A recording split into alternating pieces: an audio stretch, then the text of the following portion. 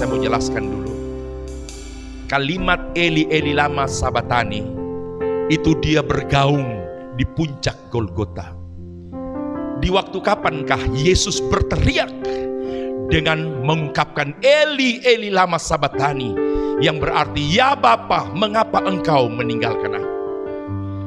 Di saat Yesus mengalami puncak penderitaan, dan ketika itu Yesus yang sementara memerankan, kira-kira begitu kalau film. Lalu Bapa yang sementara melihat Yesus yang sedang menderita, Bapa tak mampu melihat, dan akhirnya Bapa memalingkan wajahnya. Waktu yang bersamaan ketika Bapa memalingkan wajah, disitulah keluar Eli Eli lama sabatani, mengapa engkau meninggalkan aku? Demi saudara dan saya, Yesus rela mengalami untuk sesaat ditinggalkan Bapa. Amin. Eli Eli lama sabatani. Mari nyanyikan dari hati. Cerita Yesus di kayu salib,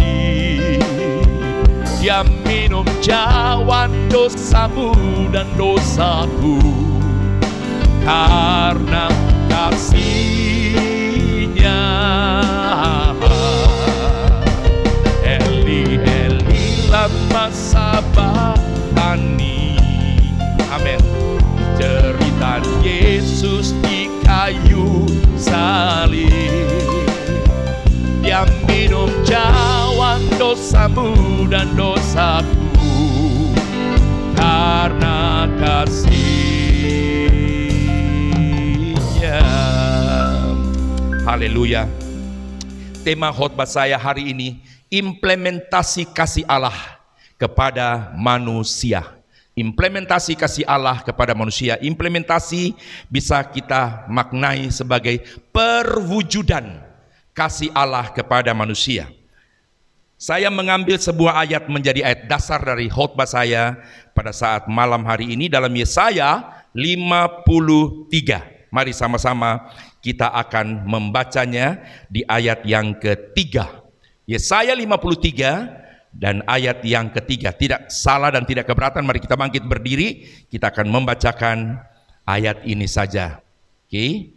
Ayat 3 dari Yesaya 53. Baca dengan bersuara bersama saya. 2, 3. Ia dihina dan dihindari orang, seorang yang penuh kesengsaraan dan yang biasa menderita kesakitan.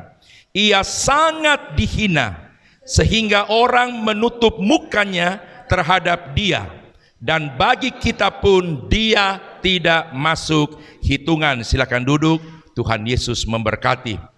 Bapak Ibu yang saya kasihi, firman Tuhan yang baru saja kita baca secara bersama ini merupakan suatu nubuatan tentang Yesus Kristus yang akan datang, karena firman ini merupakan nubuatan yang berlangsung 700-an tahun sebelum Yesus datang ke dunia. Jadi bacaan firman tadi sebagai nubuatan tentang Yesus yang akan datang ke dunia. Dan juga di dalam nubuatan itu dinyatakan apa yang akan dialami oleh Yesus ketika dia datang ke dalam dunia. Dari isi nubuatannya kita bisa mendapatkan satu kesimpulan bahwa saat mana nubuat itu tergenapi, saat mana ketika Yesus ada di dunia ini, maka dia akan mengalami penderitaan yang teramat berat. Itu yang menjadi isi daripada nubuatan. Nah, yang menjadi pertanyaan sekarang, mengapakah Yesus yang kita sama-sama percayai sebagai Tuhan, dia harus menderita? Ini pertanyaan. Mengapa? Saya mau katakan mungkin itu pertanyaan yang berada di lubuk hati di antara kita yang ada hari ini. Dan bisa saja pertanyaan ini sudah cukup lama belum mendapatkan jawabannya. Karena di satu sisi kita mempercayai dia Tuhan, tapi mengapa dia harus mengalami penderitaan seperti yang saya maksud, penderitaan yang teramat berat, ya. Bisa saja pertanyaan yang sudah sekian waktu, sekian lama di hati kita belum terjawab. Saudara yang saya kasihi, kalau belum terjawab, jawabannya adalah memang Yesus harus menderita. Yang setuju bilang amin dulu. Tidak bisa tidak. Kenapa saya katakan ini jawabannya? Kalau orang bertanya mengapa dia harus menderita, jawabannya Yesus harus menderita karena memang tidak ada cara lain bagi Allah untuk membebaskan manusia dari penderitaan kekal di api neraka selain daripada Allah sendiri melalui Yesus yang harus mewakili kehidupan kita manusia untuk menerima konsekuensi dosa. Dalam hal ini adalah penderitaan. Caranya bagaimana? Allah harus jadi manusia dulu, dan nanti dalam keberadaan sebagai manusia itulah dia menerima seluruh konsekuensi dosa yang seharusnya kita manusia yang harus menanggungnya. Jadi tadi pagi pun saya singgung, tidak dalam khotbah yang sama. Waktu dia terhina lahir di sebuah kandang di Bethlehem, itu kemanusiaannya dia. Ketika dia dibawa lari ke Mesir karena dikejar oleh Herodes, saya katakan tadi pagi, seorang bayi satu-satunya yang terlahir mampu menggoncang kedudukan seorang yang sedang menjabat adalah bayi Yesus. Luar biasa. Akhirnya dibawa lari ke Mesir. Saya sudah 3 kali ke sana, dan 3 kali pula saya melihat tempat persembunyian Maria dan Yusuf dan juga Yesus. Dulu saya mengira itulah satu-satunya tempat persembunyian. Ternyata guide yang ada di Mesir mengatakan ini salah satu tempat persembunyian. Saya tanya, maksudnya ada tempat-tempat yang lain? Hanya dalam wisata satu saja yang ditunjukkan. Lalu saya tanya, mengapa ini salah satu dari tempat-tempat persembunyian? Dan dia menjawab, ditakutkan kalau persembunyian mereka terdeteksi oleh pihak Raja Herodes. Jadi mereka 3 bulan, 4 bulan, lalu mereka pindah sedemikian rupa. Itu kemanusiaannya. Lalu ketika Herodes mati, mereka pulang dan tinggal di Nazaret. Saya katakan tadi pagi, saya sudah 3 kali juga melihat tempat yang begitu sederhana, rumah Maria dan Yusuf. Kenapa sederhana? Karena memang ini keluarga miskin. Saya katakan juga, pernah ada satu pendeta berkhotbah. Dia berkhotbah tentang Yusuf. Dia katakan begini dengan gayanya, saudara-saudara, Yusuf bukanlah tukang kayu, tetapi Yusuf adalah juragan kayu. Saya pikir, oh rupanya waktu belajar saya yang kurang. Saya pikir, oh berarti saya belum menjangkau pemahaman ini. Dia katakan, Yusuf bukanlah seorang tukang kayu, tetapi juragan kayu. Tahu beda antara juragan dan tukang? Langit dan bumi, 180 derajat. Kalau juragan kayu, dia yang punya usaha itu. Kalaupun ada orang kerja, nah itu anak buahnya. Tapi ketika saya pergi ke Israel, jadi saya sempat merubah khotbah saya bahwa Yusuf bukan tukang kayu, tapi juragan kayu. Saya ikut sang pendeta, ketua majelis daerah. Tapi ketika saya ke Israel dan saya melihat di Nazaret, di rumah itu ada Yesus yang sementara memegang gergaji. Otak saya lari ke khotbah itu. Yusuf adalah tukang juragan kayu. Saya pikir kalau memang bapaknya Yesus yang bernama Yusuf dia juragan kayu, tidak mungkin Yesus menyentuh alat itu. Berarti ada orang lain yang mengerjakannya. Akhirnya khotbah saya kembali lagi, Yusuf memang tukang kayu. Bisa bilang amin? Tadi pagi mungkin saya salah ngomong di dalam rekaman. Saya katakan Yesus tukang kayu. Ya ikut-ikutanlah bapaknya ya. Nah saudara yang saya kasihi di dalam Tuhan, jadi memang Yesus harus menderita. Dan caranya jadilah dia manusia.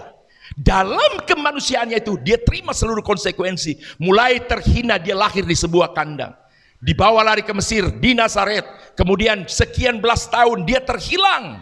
Saya tanya kepada guide, mengapa ketika Yesus berada di Nazaret sampai 12 tahun ketika diceritakan dia berdialog dengan alim ulama, pemuka agama Yahudi pada waktu itu. Setelah itu usia 13 tahun sampai 29 tahun. Kenapa tidak diceritakan? Maka sang guide bilang kepada saya, ada tradisi di sini. Di Timur Tengah sana, dia katakan yang tidak penting tidak perlu ditulis. Waktu guide menjelaskan pada saya bahwa yang tidak penting tidak perlu ditulis, saya hati ini seperti diremas. Kenapa? Saya begitu meyakini Yesus adalah Tuhan. Saya yakin Bapak Ibu juga meyakininya. Oke, coba bilang Yesus adalah Tuhan. Oke. Dan saya juga begitu mengerti apa tujuan dia datang. Supaya kita manusia yang harusnya binasa beroleh selamat. Tetapi ada sekelompok orang yang menganggap dan menilai Yesus tidak penting. Itu yang membuat saya katakan hati ini seperti diremas. Nah saudara yang saya kasih, jadi dia memang harus menderita. Konsekuensi dosa yang sepatutnya kitalah yang menanggung, ditanggungkan kepadanya. Dan saya ulang, sampai dia harus ditangkap di Getsemani, dia harus ditendang menuju rumah Kayafas, dimasukkan ke ruang bawah tanah rumah Kayafas yang disebut sebagai penjara bawah tanah. Itu yang menerima dan mengalami kemanusiaannya. Ketika akhirnya dia dibawa ke istana Pilatus, maka di sana ada interogasi dan sebagainya, sampai Pilatus coba berusaha dengan dua bentuk pembelaan, tetapi pada akhirnya Pilatus lebih membela empuknya kursi jabatannya ketimbang membela sang kebenaran, yang akhirnya dia menyerahkan Yesus kepada para pemuka agama. Dan akhirnya Yesus mengalami penderitaan yang luar biasa. Dia dihajar punggung dan bagian dadanya. Dia diseret ke satu tempat, dimahkotai duri. Sudah sekian banyak darah mengalir menetes. Ada yang menghitung, memperkatakan hampir separuh kebutuhan darah seorang manusia sudah keluar. Kenapa? Jangankan tersentuh benda padat, di Getsemani saja sudah terjadi meleleh darah, bercipratan darah dari setiap pembuluh darah halus yang pecah itu. Tidak ada satu pori-pori yang nganggur, tidak ada satu pori-pori yang tidak menjadi jalan keluarnya darah Yesus yang diakibatkan oleh sebuah tekanan yang begitu berat di dalam batinnya. Itu terjadi. Belum lagi ketika digiring menuju ke rumah Kayafas, tendangan-tendangan mengenai pundaknya, dia jatuh ke tanah, lututnya bersentuhan dengan batu-batu cadas, luka. Sampai di rumah Kayafas langsung diturunkan ke penjara bawah tanah. Tradisi pada waktu itu tidak seperti sekarang. Kalau sekarang ada orang yang tersangka, diperiksa dulu, baru hukum menjeratnya. Di waktu itu ketika seseorang sudah dinyatakan tersangka, hajar dulu, soal adili belakangan. Saudara bisa bayangkan dengan kegarangan, keganasan mereka, mereka hajar Yesus di penjara bawah tanah itu. Yang mengalami adalah kemanusiaannya. Bilang amin lagi. Sampai dia harus memanggul dua potong kayu kasar yang selalu kita sebut dengan kata salib. Ada yang mengatakan berat salib sekitar 120-130. Saya percaya. Kalaupun ada yang bilang 90 kilo, mungkin itu kayu kering.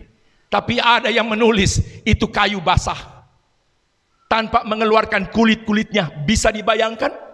Jadi kayu itu yang lebarnya hampir selebar tubuh, tinggi yang vertikal lebih tinggi, lebih panjang daripada tinggi tubuh Yesus. Sementara horizontal, di mana kedua tangannya ada di sana pun lebih panjang dari rentangan tangan daripada Yesus. Jadi saya lebih sepakat orang berkata beratnya salib itu 120-130 kilogram. Tidak usah kita perdebatkan, itu pribadi saya. Nah saudara yang saya kasihi di dalam Tuhan, apa yang Yesus alami itu dialaminya dari sisi kemanusiaannya. Makanya kalau ada pertanyaan, mengapa dia harus menderita? Memang harus menderita, karena cara untuk membebaskan kita dari penderitaan kekal adalah dengan cara Allah yang harus menjadi manusia dan mengambil posisi kita di dalam rangka menerima konsekuensi daripada dosa itu. Ada pertanyaan yang kedua, apakah Tuhan tidak sanggup menyelamatkan manusia tanpa harus mengalami penderitaan? Tadi kan semata-mata mengapakah dia harus menderita? Sekarang apakah Tuhan tidak sanggup menyelamatkan manusia tanpa pakai cara ini? Misalkan saja dia menggunakan kuasanya. 1000% Pendeta Herman percaya Yesus atau Allah bisa menyelamatkan kita manusia yang berjumlah berapa sekarang? Hampir 8 miliar di dunia. Hitungan terakhir itu saya, orang terakhir saya, supaya gampang diingat. Sudah hampir 8 miliar penduduk dunia. Itu semua yang namanya konsekuensi dosanya, semua ditanggungkan kepada Yesus. Katakan amin. Ya, nah saudara yang saya kasih dalam Tuhan, apakah tidak bisa? Saya katakan bisa. Dari 8 miliar anggap saja Yesus bisa mengendalikan hati setiap orang untuk cenderung semata-mata berbuat baik. Saya yakin bisa. Kenapa? Karena kita adalah ciptaannya. Bilang amin. Tetapi itu tidak mungkin Yesus lakukan. Tidak mungkin Yesus menyelamatkan kita dengan menggunakan kuasanya. Tersangkut dengan apakah? Allah tidak mungkin selamatkan kita dengan menggunakan kuasa. Integritasnya. Di Taman Eden dia sudah berkata begini kepada Adam. Maaf, saya mau tiru suara Tuhan. Waktu dia ciptakan Adam, Hawa belum. Tuhan berkata, Adam, adapun pohon di taman ini, semuanya buahnya boleh engkau memakannya. Tetapi perihal pohon yang satu itu pengetahuan baik dan jahat, jangan engkau memakannya. Pada waktu engkau memakannya, pastilah engkau mati. Saya mau tanya, itu suara siapa? Suara saya, betul, pintar, 100%. Tidak mudah terjebak lagi. Dia bilang kalau engkau memakannya, maka pasti mati hari itu, hari engkau memakannya. Kenyataannya manusia makan atau tidak? Makan. Bagaimana cara manusia yang sudah berdosa bisa selamat kembali? Mau tidak mau harus ada satu pribadi. Dan pribadi ini adalah manusia. Syarat manusia yang satu ini yang akan mewakili manusia pada umumnya yang sudah berdosa. Syaratnya suci, kudus, tak bercelah, tak bernoda, tak berdosa. Itu syaratnya. Pertanyaannya, kalau satu manusia harus berdiri di antara Allah dan manusia dengan syarat suci, kudus, tak bernoda, tak bercelah, tak berdosa, apakah mungkin ada satu keturunan Adam dan Hawa yang bisa memenuhi syarat itu? Jawabannya tidak mungkin. Maka dimungkinkan satu pribadi yang akan berdiri antara Allah dengan manusia, yang akan mewakili manusia menerima konsekuensi dosa, hanya dimungkinkan bila Allah menjadi manusia. Bisa bilang amin? Dan manusianya itu yang harus menerima konsekuensi dosa, dalam hal ini penderitaan. Puji Tuhan. Bermula dari manakah perbuatan Allah kepada kita manusia dalam tujuan supaya kita manusia yang sudah beralamatkan neraka itu bisa beralih alamat masuk surga? Dari mana awal mulanya? Kita akan baca Roma 3 ayat 23. Sambil mungkin dikeluarkan, saya baca saja. Bermula dari sini. Roma pasal 3 ayat 23. Karena semua orang telah berbuat dosa dan apa? Telah kehilangan kemuliaan Allah. Saudara, hal pertama yang terjadi pada manusia ketika manusia jatuh ke dalam dosa, hal pertama yang terjadi, kehilangan kemuliaan Allah. Jadi kemuliaan Allah hilang dari manusia. Dan kita tahu bahwa kemuliaan ini sebagai sarana pemersatu antara Allah sebagai pencipta dan manusia sebagai ciptaan. Tidak ada jarak antara Allah dengan penciptaannya yang namanya manusia. Tapi ketika dosa, sarana pemersatu yang namanya kemuliaan itu hilang. Lalu kehilangan kemuliaan Allah berakibat putus hubungan Allah sebagai pencipta dengan Adam dan Hawa sebagai ciptaan. Ketika hubungan terputus antara Allah dengan manusia, maka membuat manusia diperhadapkan kepada konsekuensi daripada dosa itu. Apakah konsekuensi dosa? Roma 6 ayat 23 mengatakan ini. Jadi ini setelah hubungan putus, manusia berhadapan dengan konsekuensi daripada dosa. Kita lihat di dalam Roma 6 ayat 23 mengatakan ini. Kalau sudah ada, mari kita baca sama-sama. 23. Sebab upah dosa ialah maut, tetapi karunia Allah ialah hidup yang kekal di dalam Kristus Yesus Tuhan kita. Upah dosa ialah, nah, mengenai maut sebagai upah dosa, dengar, ini sesuatu yang bersifat mutlak. Artinya apa bersifat mutlak? Tidak bisa diganti dengan bentuk lain, tidak bisa diubah dengan model lain, lebih lagi tidak bisa dibatalkan. Harus terjadi, harus berlangsung. Yang namanya maut itu harus terjadi. Nah, saudara melihat ini, sadarlah kita betapa Allah di dalam Dia menyatakan kasih-Nya kepada kita. Kalau boleh saya menggunakan satu kalimat lain, kasih Allah adalah kasih yang tanpa batas. Coba bilang, kasih Allah bagi saya adalah kasih yang tanpa batas. Haleluya. Boleh kita tepuk tangan bagi Dia, Allah kita yang sedemikian mengasihi. Seharusnya kita manusia sebagai pendosa inilah yang harus mengalami seperti yang Yesus alami. Saya mau katakan tidak ada tempat yang lebih hina dari kandang tempat di mana Yesus lahir. Tadi pagi juga saya singgung ini. Kalau saya mau tanya, adakah tempat lebih hina daripada kandang? Lalu mungkin ada yang menjawab, ada om, apa? WC tetangga saya di kampung. Kok bisa WC lebih hina? Iya, busuknya minta ampun. Bagaimana caranya? Iya, itu tidak pakai kloset, tidak pakai septingnya. Pokoknya gali lubang, maaf, begitu jatuh tong langsung. Dan biasanya di desa-desa begitu. 15-20 meter jarak dari dapur. Begitu kita keluar dapur saja, kalau angin dia bertiup dari arah sana, maka semerbaklah baunya. Dan pasti adegan wajah kita bukan begini. Kalau ada semerbak dari yang begitu-begitu, itu ekspresinya. Mungkin kita berpikir karena terlalu busuknya WC itu, maka kita menempatkan itu lebih hina daripada kandang. Saudara berpikir, kalaupun kandang Pak Herman, ada kan yang bersih, oke. Tapi saya mau beritahu, sekotor-kotornya, sebusuk-busuknya sebuah WC yang mungkin kita pikir itu lebih hina, lebih apa namanya tadi? Ya lebih hina. Itu masih berhubungan dengan yang namanya manusia. Sebaliknya, sebersih-bersihnya sebuah kandang, hubungannya dengan binatang. Artinya apa? Ketika Yesus ditolak di setiap penginapan, maka Yesus mengalami seakan disejajarkan dengan seekor binatang. Ada 4 pemilik penginapan yang saya kenal waktu itu di Bethlehem. Tidak ada pendeta yang tahu, hanya Herman yang tahu. Kebetulan mereka semua datang dari Hong Kong. Nama pengusaha pertama pemilik penginapan namanya O Beng Tang. Pengusaha kedua Tiang Bengko.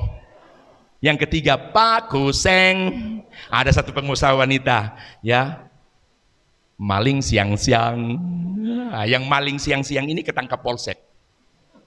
Sudah anggap saja itu nama-nama pemilik penginapan. Doran tolak semua. Yusuf yang sudah sedemikian rupa memelas dengan kata-kata kalimat yang seakan menyentuh hati mereka. Bolehkah tolong istri saya? Sesaat lagi akan melahirkan. Sekarang dia sudah berada pembukaan sekian. Perutnya dalam keadaan sakit. Bisakah menolong saya? Pemilik penginapan pertama tadi namanya siapa? O Beng Tang. Haya, lu lihat orang anti-anti. Orang yang ada di luar siap masuk. Di dalam penuh. Tolong pergi ke rumah pengusaha kedua. Ada penginapan, punya teman namanya Pak Kuseng. Pak Kuseng jawabannya sama. Pak Kuseng bilang, lu bisa pergi orang ketiga sana sama kita Hong Kong namanya Tiang Bengko. Tiang Bengko. Ya sudah, sama jawabannya. Sampai kepada pengusaha wanita tadi siapa namanya? Maling siang. Jawabannya sama. Maka terbukalah pintu sebuah kandang. Saudara, saya hanya membayangkan bagaimana pemilik penginapan saat mereka berdua sementara menuju ke sebuah kandang. Katakan saja semua pintu penginapan tertutup, terlahirnya sang juru selamat. Tapi ada sebuah pintu yang terbuka, itulah kandang. Tidak ada tempat yang lebih hina daripada kandang. Memang sudah kandanglah tempat terhina. Tapi Yesus mau dan Yesus rela mengambil tempat itu. Ada satu pemahaman saya yang saya belum pernah dengar dari pendeta lain. Kalau dulu khotbah saya protes pemilik penginapan itu. dengan cara khotbah saya begini. Ini khotbah saya dulu. Saya seakan memprotes sikap pemilik penginapan yang tidak memberi tempat. Saya punya khotbah begini dulu. Jadi khotbah sambil sedikit sakit hati lah. Begini, saudara-saudara, seharusnya Yesus terlahir di satu tempat. Kalau dia hotel berbintang 5. Ini gaya saya. Sambil suara ada getar-getar kayak mau nangis begitu sedikit. Jadi saya dulu tidak setuju dengan ditutupnya pintu-pintu penginapan. Tapi belakangan, entah sudah tahun berapa yang lalu, pada akhirnya saya memutuskan, terserah jemaat pendeta mana mau ikut setuju atau tidak. Saya berkesimpulan, memang kandang itulah tempat untuk Yesus dilahirkan. Kenapa saya katakan memang kandang tepat? Tempat yang tepat dan memang harus kandang. Terlepas daripada alasan mereka penginapan itu penuh. Saya bilang dengan dia lahir di kandang, artinya tidak ada orang lain yang mengalami kelahiran sama dengan dia. Itu artinya dia sudah mengalami yang namanya hina sehina-hinanya. Artinya kalau nanti dengan berjalannya waktu ada orang yang hina datang kepada Yesus, tidak ada kamus Yesus menolak. Kenapa? Yesus pernah mengambil posisi jauh lebih hina daripada orang itu. Bilang amin. Jadi terlepas dari tindakan mereka tidak memberi tempat untuk Yesus dilahirkan. Jadi seharusnya kitalah yang menerima konsekuensi dosa berupa penderitaan ataupun hukuman kekal. Saudara, Yesus telah melakukan satu tindakan yang saya sebut dengan mengambil alih posisi.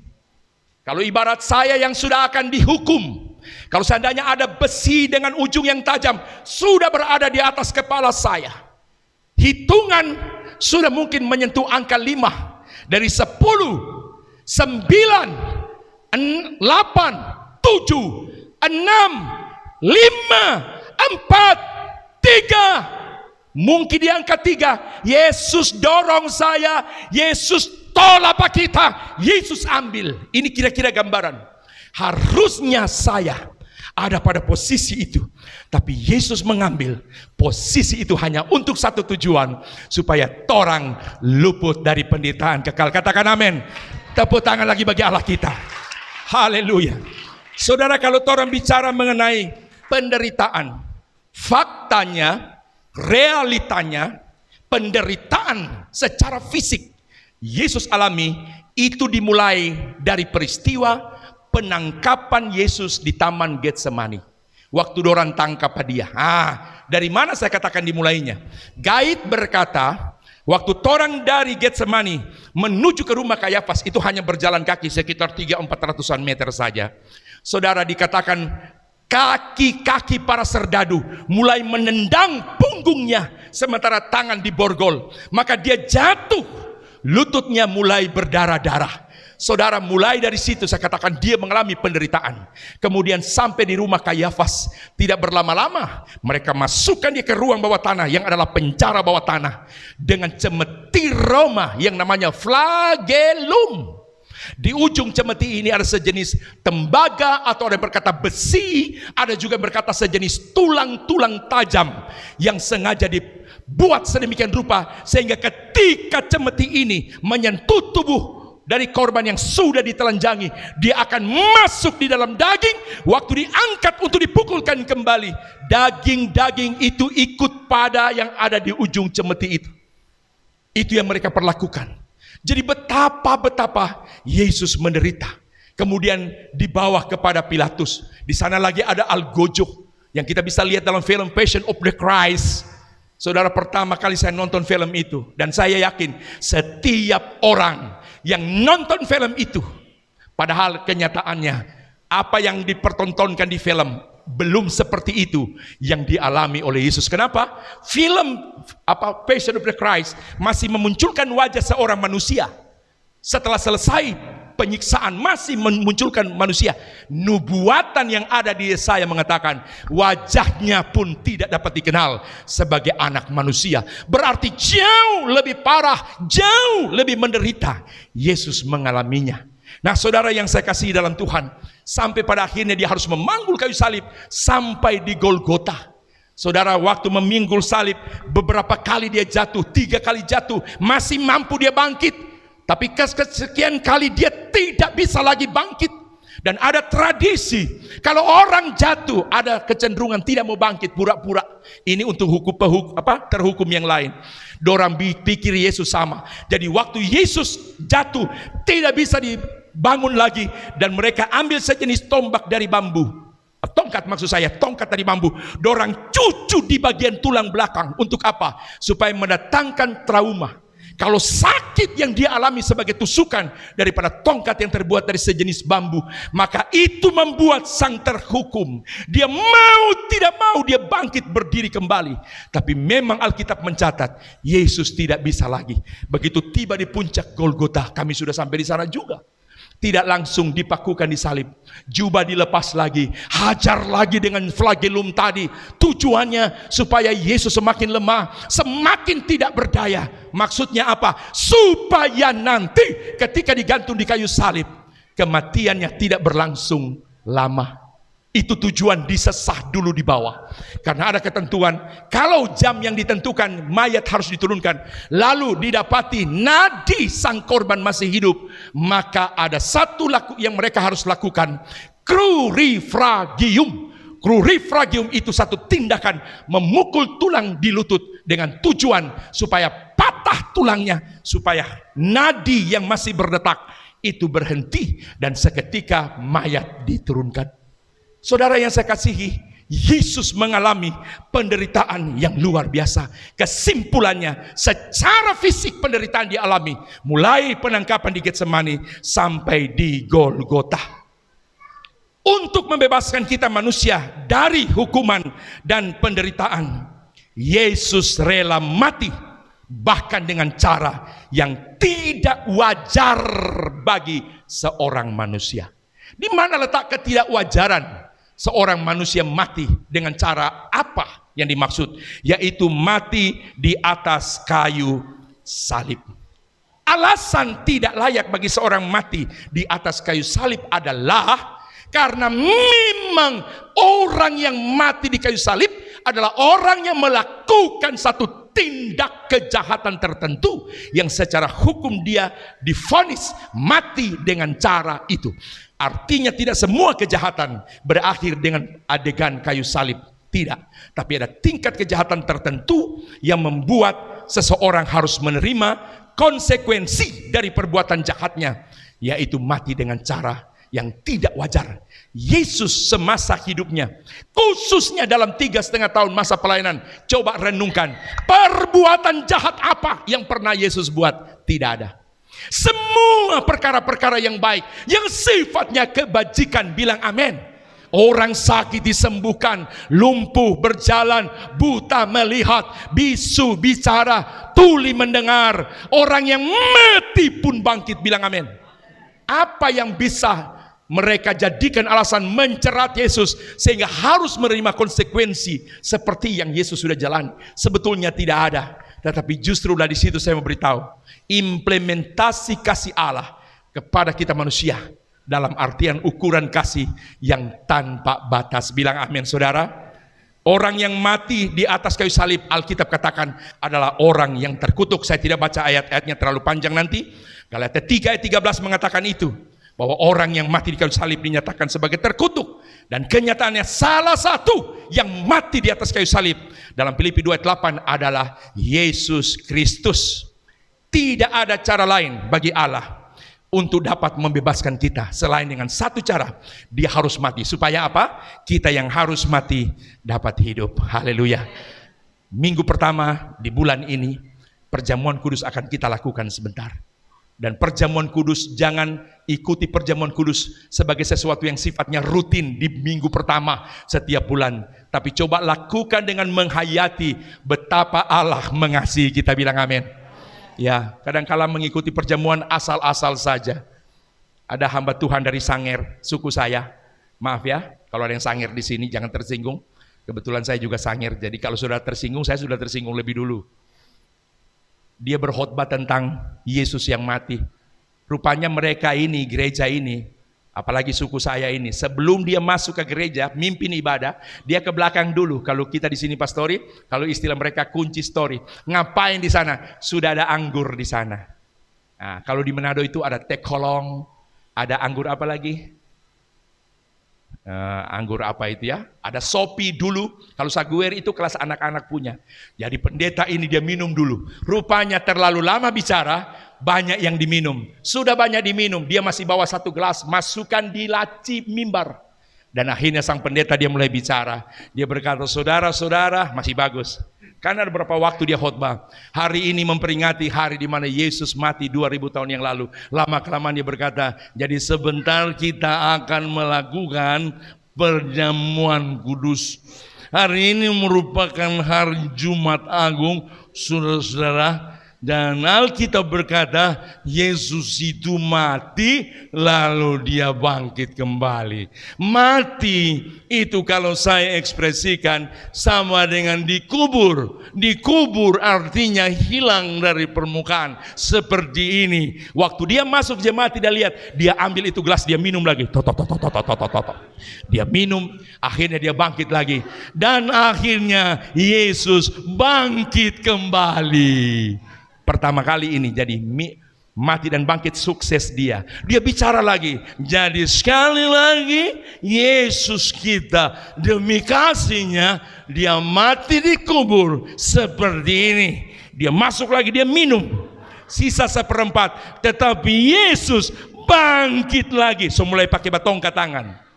Yang ketiga dia terlalu lama bicara. Kan dia bilang sekali lagi Yesus itu mati dan dikubur. Hilang dari permukaan. Seperti ini. Waktu dia bajongkok, DP buk lutut sonya ndak kuat. Dia jatuh sampai di lantai. Kalau dia sonita mau bikin apa, dia kurang begini. Mau berdiri sonim boleh. Foto jo, siapa yang mau foto? Ini adegan yang susah ini. Dia mau bilang saudara-saudara, dan akhirnya Yesus dia mau berdiri, jatuh ulang. Dia ulang saudara-saudara, akhirnya Yesus, kalau dia cuma bawa dari samping, tidak bangkit lagi. Cilaka ini. Ini bukan jemaat tapi pendeta. Saudara mau kira ini hanya sekedar cerita? Ini realita. Saya pernah diajak oleh jemaat dari gereja tersebut. Saya waktu itu lagi meraju, ngambek kepada gembala. Saya tidak tahu apa alasannya. Pokoknya saya meraju. Dorang bilang marjo minggu pipat orang. Selesai ibadah, nyandak langsung pulang di asrama torang. Torang mampir di satu lorong, saguer di situ habis. Saudara begitu bajalang torang so begini. Pulang gereja, no bayangkan jo ini, mata so merah-merah. Orang kalau semabuk, tatapannya tidak lurus. Saudara kalau melihat orang mabuk atau tidak, lihat jari mata, selain merah, pasti ngambang. Bajalan tak putar-putar, nah gitu. Saya pernah waktu SMP, karena tidak biasa minum, dikasih minum sama sekarang jadi kakak ipar saya dia. Dia kasih minum saguer tidak banyak. Akhirnya saya jadi lancar sekali mulut saya. Pintar sekali, guru dapat, tangkap Johnny Herman.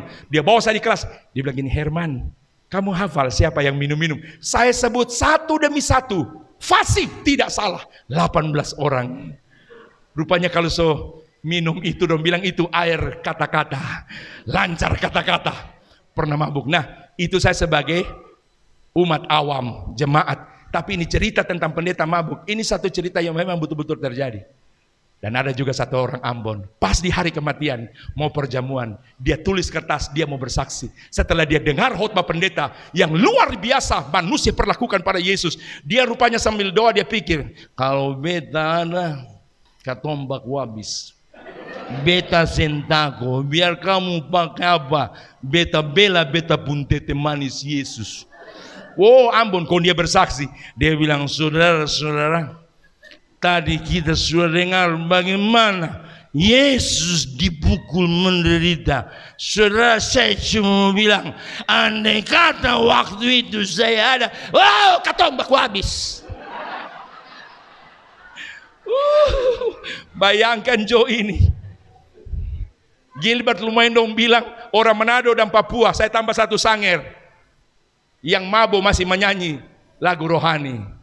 tenang lagi ni hatiku. So mabok kong pegang kartu le. Tuhan memimpin langkahku di.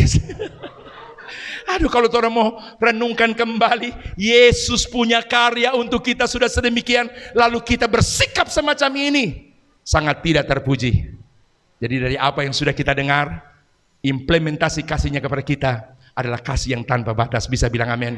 Saya ulang, tidak ada cara lain bagi Allah untuk selamatkan kita selain Dia harus mati. Coba bilang, Yesus mati supaya aku hidup.